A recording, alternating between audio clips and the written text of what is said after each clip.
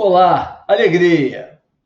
Hoje é 31 de março, né? Eu estou colocando 31 de março, você vai ver provavelmente no mês de abril, o vídeo que eu venho fazendo todos os meses, né? Eu venho colocando todo final de mês o que aconteceu naquele mês sob a ótica tributária, principalmente em relação à reforma tributária, e conversamos sobre o que esperar do mês seguinte. Foi assim dia 31 de janeiro, fiz isso 28 de fevereiro e agora, depois desse difícil mês de março, né, desses difíceis 31 dias de março, vamos fazer aqui um resumão do mês, do terceiro mês do ano, né, encerrando o primeiro trimestre de 2021.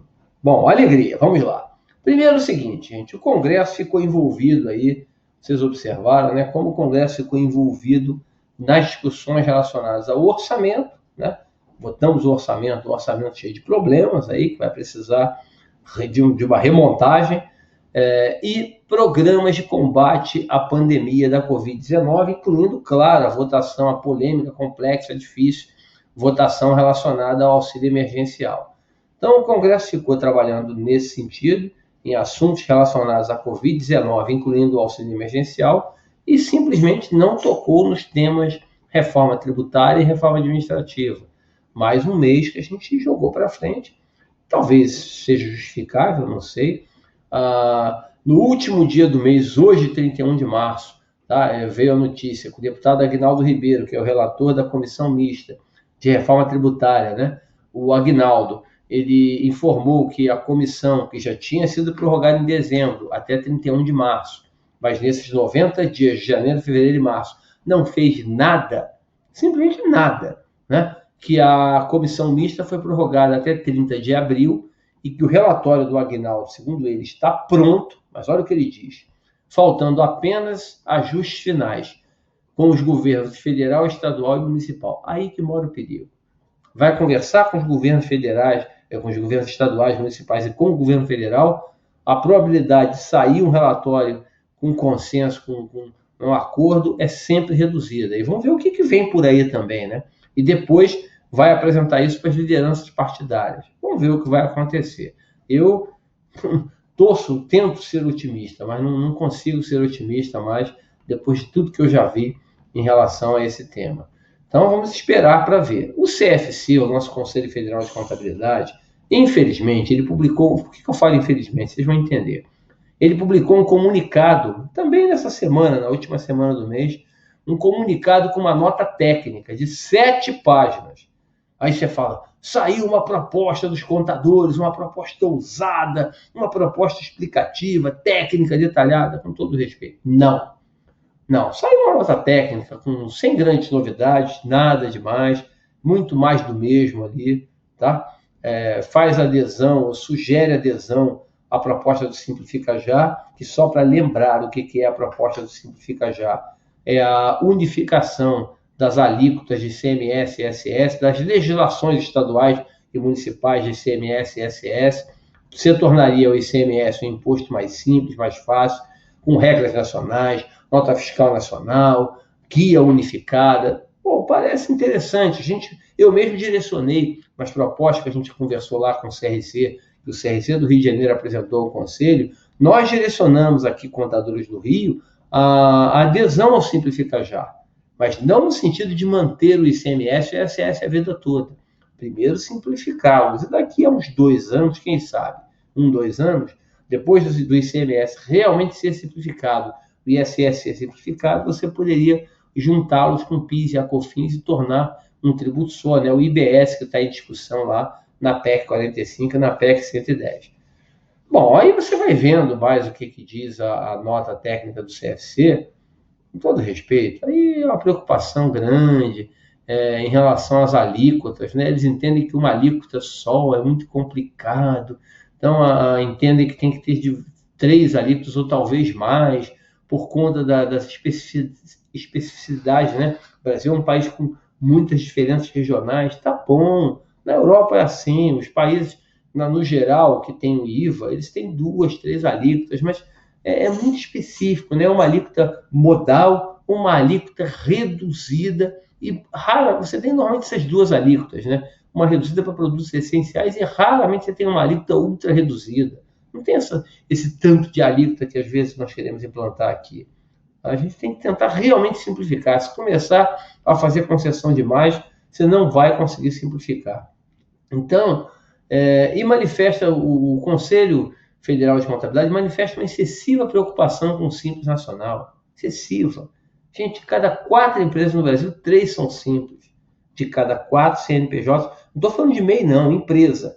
Meia parte, apartado. De cada 4, 3 são simples. Por quê? O nosso limite do simples é muito alto. 3.600, 4.800 se botar o ICMS e o ISS por fora.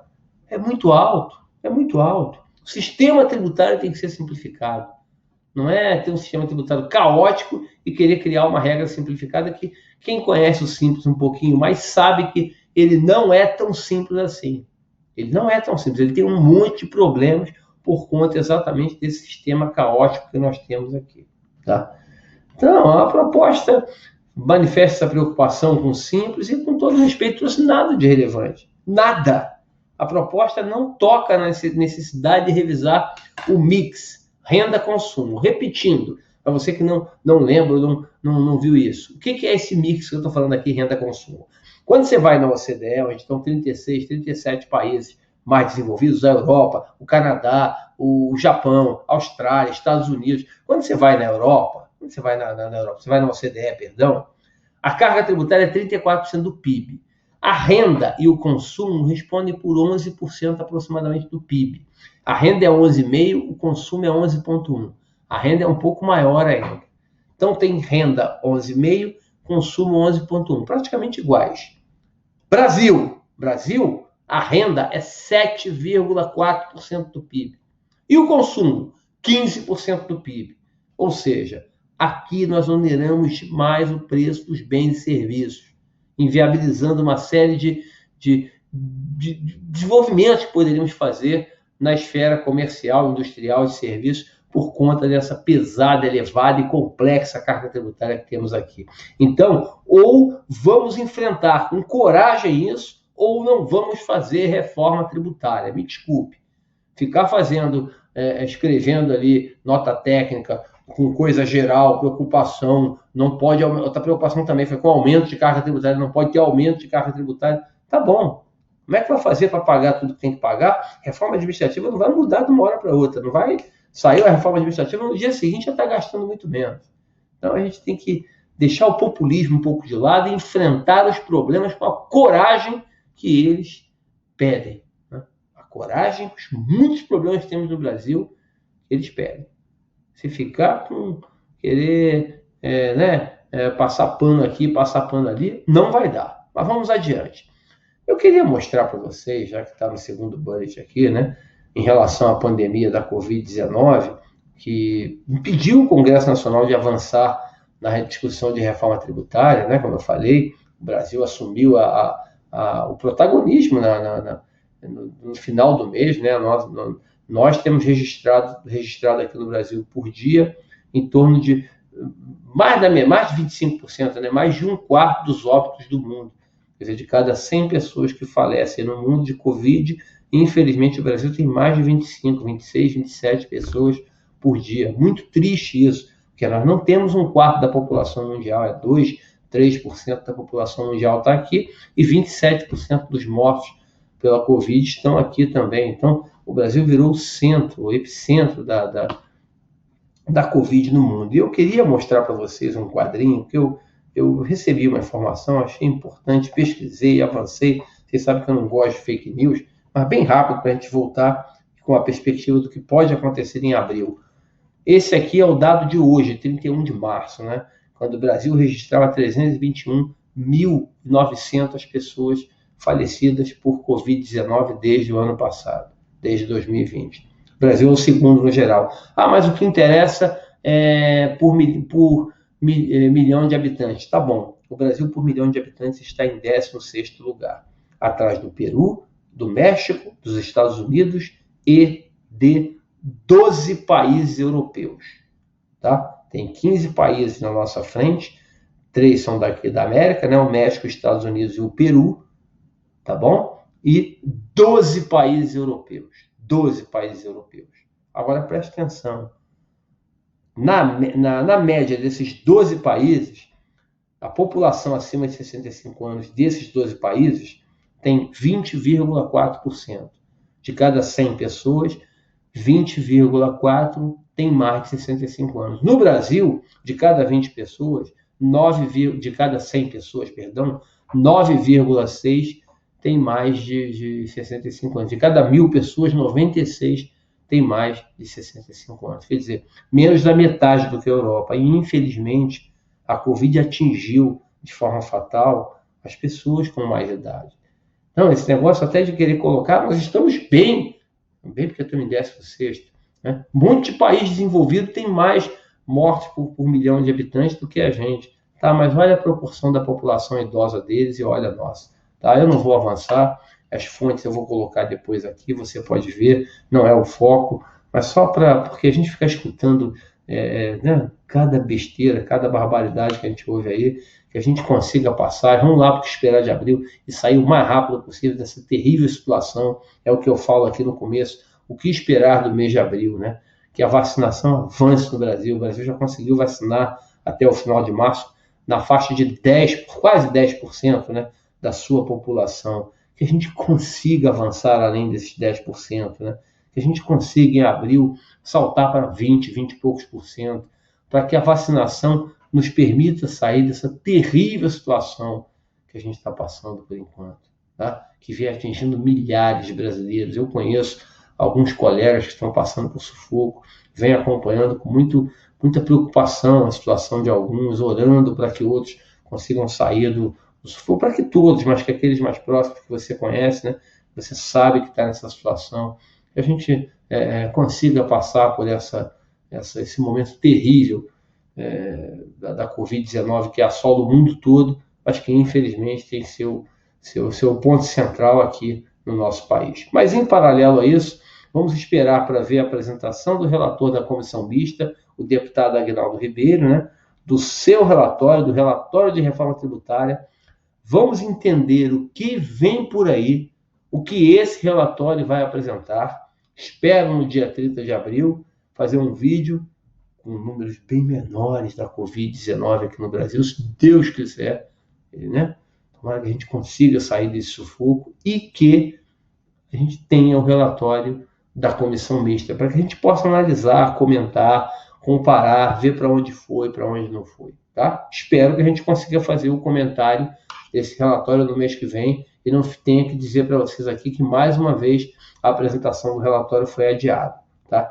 A reforma tributária que nós acreditamos, que entendemos que realmente deve transformar o Brasil, ela não vem da PEC 45 e nem da PEC 110, porque, no meu modesto entendimento, essas duas PECs não mexem naquele problema que é o principal do Brasil, que é o mix renda-consumo. Vocês sabem disso, né? E detalhe, simplesmente pegar 5 tributos e juntar num só, você não vai deixar o sistema tributário simples, porque você tem um prazo de maturação muito longo, né? Um prazo de transição muito longo desses 5 tributos num só, e o sistema continuará muito regressivo. Então, vamos esperar aí um bom relatório do deputado Aguinaldo Ribeiro, a partir das 13 sessões que ele fez ano passado da comissão mista, que ele consiga construir um ótimo relatório para que a gente consiga dar o início, né, a partida no processo de reforma tributária. E que a reforma consiga, aí nossa mera sugestão, os 5 tópicos, né, que eu falei mês passado, só estou repetindo. Simplificação imediata do ISS e ICMS, unificando a nota fiscal eletrônica e a guia nacional de recolhimentos, e, se possível, com redução de alíquotas. Onde todo mundo paga menos, é sempre essa a nossa esperança, né? Que consigamos transformar o IPI num imposto realmente seletivo, monofásico, cobrado só na atividade industrial para alguns produtos, que eu entenda que tem um potencial maior de arrecadação. E vamos reduzir aquela terrível tabela de incidência de IPI de 400 e tantas páginas para uma, no máximo 2 páginas. Realmente o imposto tem que ser simples, prático e direto, né? Que a gente consiga aprovar com pequenos ajustes o bom projeto de lei 3887 de 2020. O governo federal errou demais no campo da reforma tributária, demais. Quando você entra, começa um governo, você tem que chegar com a sua proposta de reforma tributária pronta para levar ao Congresso e começar a discutir. Infelizmente, o nosso governo demorou, né? Teve problemas lá, ficou insistindo na situação da CPMF, com o Marcos Cintra, acabou que o Marcos Cintra foi demitido, houve troca na Receita Federal, quer dizer, você rodou, e só em julho do ano passado que foi apresentar o primeiro projeto de lei e um pedaço só da reforma tributária, com as outras 3 partes sendo prometidas para semana que vem, e a gente já está terminando março agora, né, o 27º mês de um governo com 48 meses de duração, sem ter apresentado um projeto completo de reforma tributária. Mas uma pena, porque o projeto de lei 3887 é um bom projeto, precisa de alguns ajustes, claro, mas é um bom projeto, tomara que a gente consiga aprová-lo, simplificando o PIS e COFINS. A reestruturação da tributação sobre a renda no Brasil. Tá? Nós vamos apresentar depois um vídeo exclusivo sobre isso, mostrando como o nosso modelo está equivocado e precisa com urgência de mudanças. Tá? Então é fundamental integrar o IRPF, o RPJ, tornar o sistema progressivo. Hoje temos uma tributação sobre a renda bem regressiva e que pune de forma dura a nossa classe média, a classe média baixa, a classe média média muito e a classe média alta, em alguns casos também, tem uma tributação muito elevada por conta desse modelo que está aí. Tá? E, por fim, a criação de um imposto sobre transações financeiras. Eu gosto da ITF, não estou maluco, não estou achando. Eu gosto da ITF como tributo cobrado sobre pessoa física, não das empresas, porque eu acredito que ela desorganiza as cadeias produtivas.